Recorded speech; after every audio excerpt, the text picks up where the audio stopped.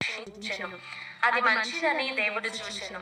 దేవుడు మీరు ఫలించి అభివృద్ధి పొంది సముద్ర జలములలో నిండియుండుడనియు పక్షులు భూమి మీద విస్తరించునుగాకనియు వాటిని ఆశీర్వదించెను. అస్తమయమును ఉదయమును కలుగగా 5వ దినమాయెను.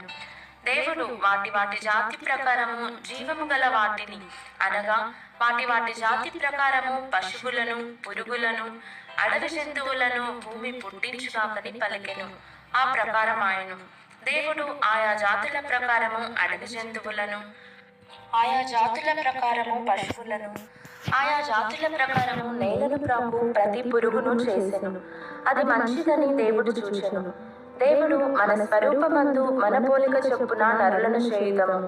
వారు సముద్రపు చేపలను ఆకాశ పక్షులను పశువులను సమస్త భూమి మీద ప్రాకు ప్రతి జంతువును ఏలుదురుగాకనియు పలికెను.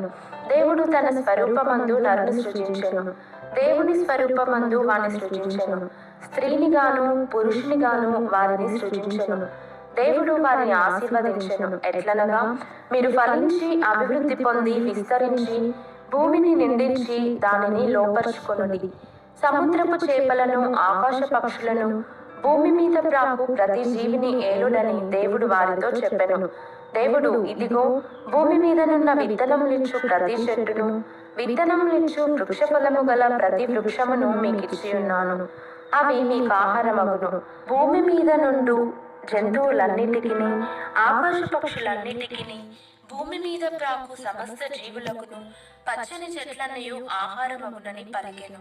ఆ ప్రకారమాయెను. దేవుడు తాను చేసినది యావత్తును చూసినప్పుడు అది చాలా మంచిదిగా నుండెను. అస్తమయమును ఉదయమును కలుగగా 6వ దినమాయెను.